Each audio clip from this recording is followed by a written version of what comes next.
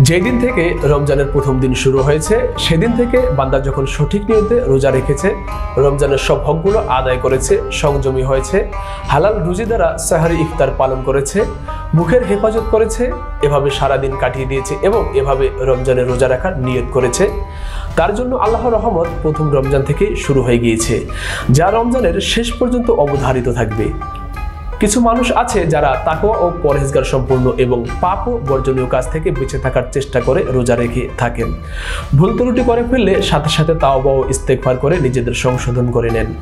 এই শ্রেণীর রোজা পালনকারীদের প্রতি রমজান মাস শুরু হওয়ার সাথে সাথেই রহমতের ফজলত বর্ষণ হতে থাকে।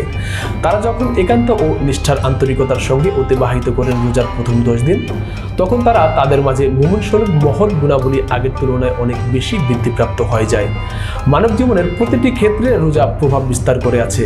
রোজা ঈমানের পরিপূরক, রোজা তাকওয়ার সহায়ক, রোজা বেহেশতের সওগাত।